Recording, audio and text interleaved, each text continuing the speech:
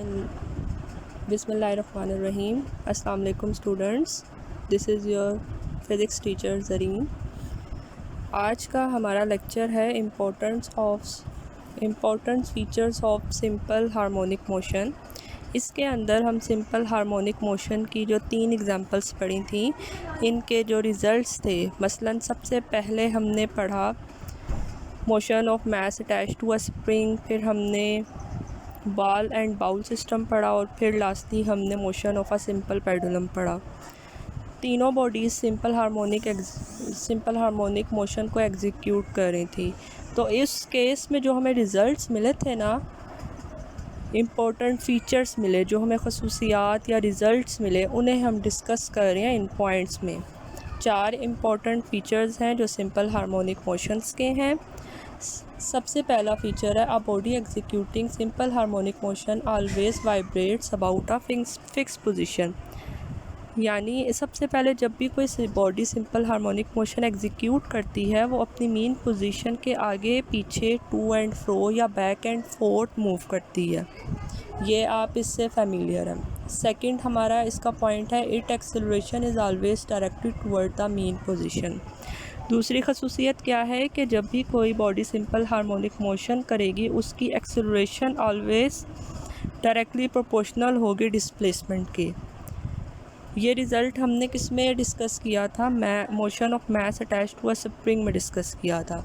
अब थर्ड जो पॉइंट है, the magnitude of acceleration is always directly proportional to the displacement from the mean position, that is acceleration will be zero at the mean position while it will be maximum at the extreme position.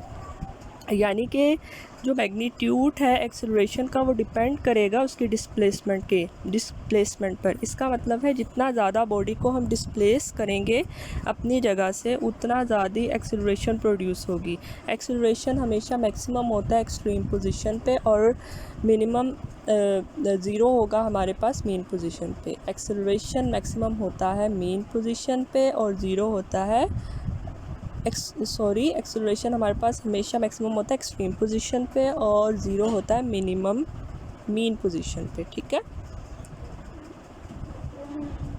और velocity maximum होती है main position पे और zero होती है extreme position पे। ठीक है। ये दो बातें ज़रा ध्यान से सुनिएगा कि एक्सेलरेशन हमारे पास एक्सट्रीम पोजीशन पे मैक्सिमम होती है और ज़ीरो होती है मेन पोजीशन पे, जबकि वेलोसिटी मैक्सिमम होगी मेन पोजीशन पे और ज़ीरो होगी एक्सट्रीम पोजीशन पे।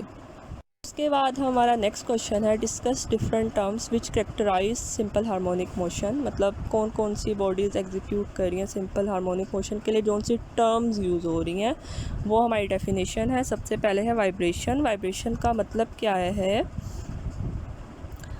अक्सर हम अक्सर हम अपने फ़ोन्स को वाइब्रेशन पर लगा देते हैं। कभी आपने गौर किया है कि जब वाइब्रेशन मोड पर हम मोबाइल को लगाते हैं तो क्या होता है कि वो अपने मेन पोजीशन पे ही वाइब्रेट कर रहा होता है, बहुत फास्टली मेन पोजीशन पे वाइब्रेट कर रहा होता है। मतलब इसकी डेफिनेशन क्या बनेगी? One complete round trip of a vibrating body about it's main position is called one vibration.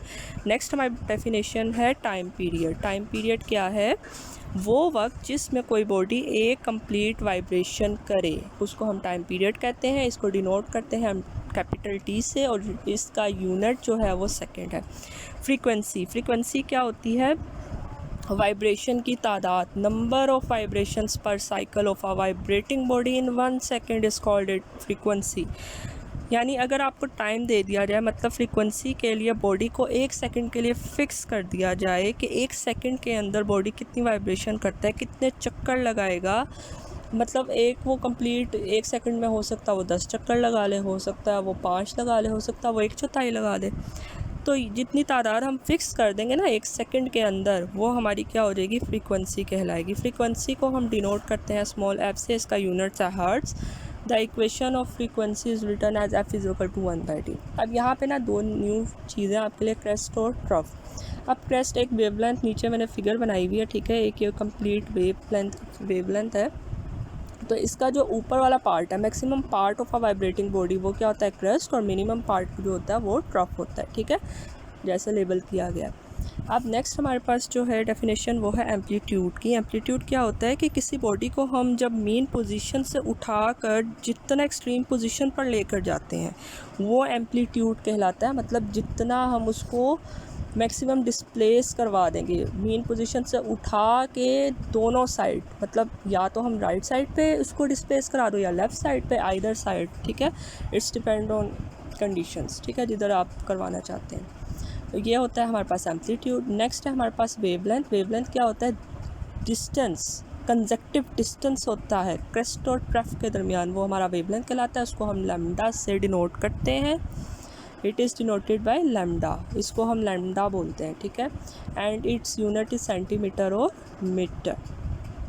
इसके बाद ये एक एग्जांपल है आपकी बुक की 10.1। इसमें देखें find the time period find करना है। फ्रीक्वेंसी ऑफ सिंपल पेंडुलम आपको फ्रीक्वेंसी ऑफ सिंपल पेंडुलम 1.0 मतलब 1 मीटर लॉन्ग मतलब लेंथ है, और इसकी आपने दो चीज़ें फाइंड करनी है, टाइम पीरियड फाइंड करना है और इसकी फ्रीक्वेंसी फाइंड करनी है। लेकिन डाटा में आपको क्या गिवन है? लेंथ और जी की वैल्यू गिवन है, मतलब 10 मीटर पर स्क्वायर सेकेंड, ठीक है।